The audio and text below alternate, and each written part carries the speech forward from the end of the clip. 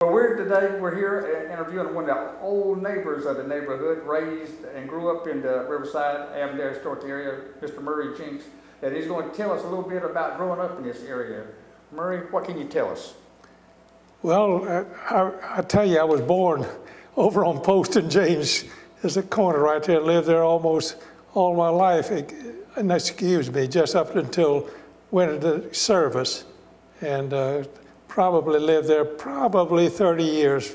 Then I got married and moved to another part of town. But it was just a great, good old neighborhood. You could walk to West Riverside, you could walk to John Gorey, you could walk to Robert E. Lee. It was sort of just in a good area there. But neighborhood was very stable. You didn't have many people move. Everybody kind of looked out for each other's kids over there. One of you got a little sassy, one of them would pop you. Things like that. But I don't know, I could go on forever. But it was just a good middle class living over there. Did y'all go down to the park, Riverside or Memorial Park? We would go to Willow Branch Park. Willow Branch Park. Willow Branch, yeah. That was closest. Well, once in a while we'd go down to, when we were kids, get down around Riverside Park, catch tadpoles and pond down there. But yes, sir. For playing, we went to Willow Branch. Could you tell us something about the neighborhood around here, up at the Whiteway corner up here, the Jacksonville building there when you was growing up? Well, I tell you, I recall a couple of things. I remember the old A&P store on King Street across from the Baptist Church. I remember Lane's Drugstore right on the corner down there. And the other stores probably escaped me a little bit, but it was obviously before the Nasrallah building was built, yes, sir. Which I think came after World War II. I'm not sure just when it was, but right. Not too much around here. I mean, it was on King Street. There was a nice little bicycle shop we used to hang around. Belonged to a fellow named Mr. Weisenfield. We were always in there bugging him. Yes, sir. On the thing, but those are the main things I remember. I remember a grocery store down on Forbes and King, right? Well, Carmick's Barber Shop was on the corner, and Forbes and King had a store called Whidden's, which I think was a pre-runner of Lovett, and then a pre-runner of actually of Winn-Dixie. Yes, sir. So the little grocery store there. Well, how was your days at elementary and the junior high? Excuse me? Well, how was your days there at the junior high and the high school? You went to John Gorey, right? Yeah, I went to John Gorey. How was those days at John Gorey?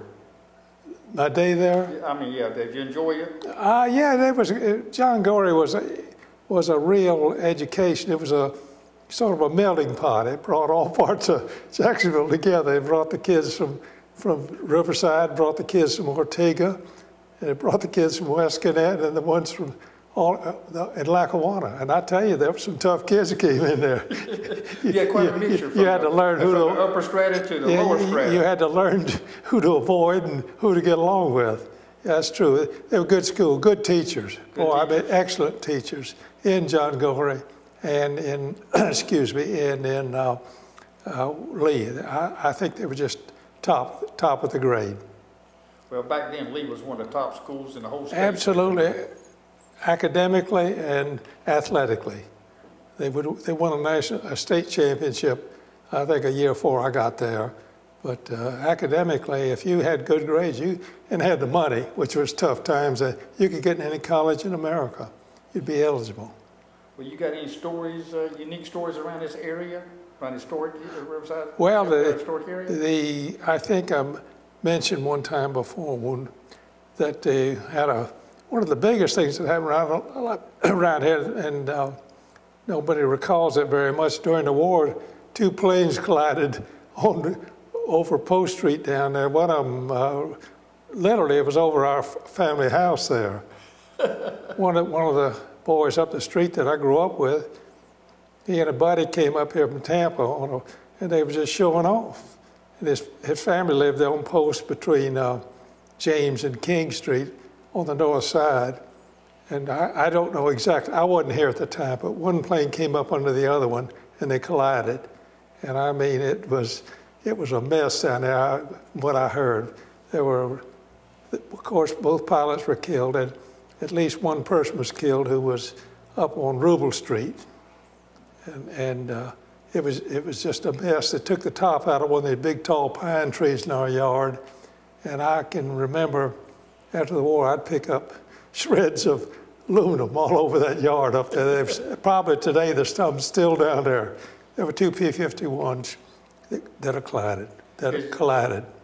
Is your original homestead still there? It's still there, and it's a bed and breakfast. It's a fellow named Tom Merton, and I think it's Hyla Ray, his wife, run it, and they call it the Jenks house. The Jenks house? Yeah, yeah. Well, that's good. They were asked if I had the objection. I said no. I said you own the property. You can name it what you want to. But it was interesting. Yeah. When did you leave this area? I left this area in 1960. 1960. 1960. I was gone. I worked in South Florida after World War II for about 2 years, but that was sort of temporarily. Then I came back to Post Street and lived there till I got married. And we remodeled a garage apartment behind my mother's house and lived there till 2 children made that too small. So we went out off on the south side. But this is a unique area in the historic. Oh yeah, absolutely. I mean, it was just great. I mean, it's just a good area. Like our trips to Willow Branch Park, we'd go down there and catch minnows in the creek. We'd fly kites over there, swing on those swings, and as we got older, we'd get involved in sports. Right. Did y'all go up to the Five Points Theater? It was the Riverside Theater at those times. Absolutely. Riverside Theater back You then. could go down there about 9 o'clock in the morning and get out about 2 o'clock. They had double features, comedies, travel talks, the whole thing. And Yes, sir. it went on forever. Yeah, it was a great day. Every once in a while, they'd have a free deal, and the kids would line up for, it looked like 2 blocks around there in the Riverside.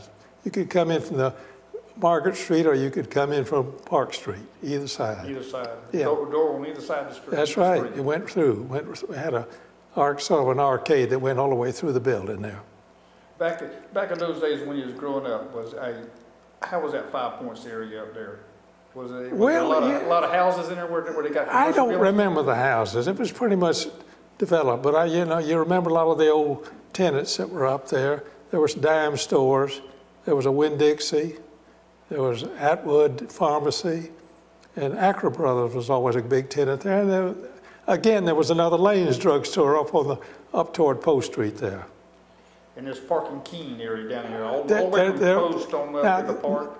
Let me go back. There was one house on the corner of Post and Park, and that was the Walton house. Billy Walton, whom I went to school with, grew up there. So I understand it's still there, and they just built around it. That house they put a commercial building around it? They have. The house is still back there. That's interesting. It's hidden. And up here, up here, this Parking Keene area there. Anything else, No, I remember just the Lane's drugstore particularly. Of course, Baptist Church was really a focal point in those days. It's kind of been taken over, by a big inner city church now. And I think the church population's way down, but it really was a very influential church here. Right. You talking about A&P across from the church? Yes. And yes. I can remember my stepmama worked at that little A&P, and it was one cash register in there, a little small store, and the manager of the store, he was the meat cutter, the produce man, and everything. And 2 people worked there. And my stepmom was a cashier and the manager. They'd have barrels out there with cookies in them. They weren't even wrapped. They would just, just reach in there and grab them. And incidentally, there was another A&P on King Street down close to College. It was on the west side of King Street. Yes, sir. Back in there. And then I used to go down there very young with my mother to shop.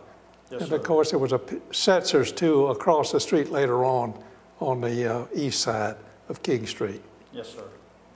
Seemed like we had a drugstore on every corner. It was getting to be that way now, these drugstores. Interesting thing too, where Post and King the intersection with 4 service stations, one on each corner. Yes, sir. Yeah. Well, Murray, I tell you, we appreciate you coming here, give us an interview about the days of growing up in the historic Riverside, Avondale area. I'm glad you came and talked to us. Thank you, thank you. I probably have a lot of more information. You had to kind of dig it out of me, I guess, to tell you the truth. But yes, if I'm reminded of something, then I can bring it up. It was a wonderful place to live and a wonderful place to grow up. I will say that. Thank you, sir. Yes, sir. We appreciate it. Yes, sir.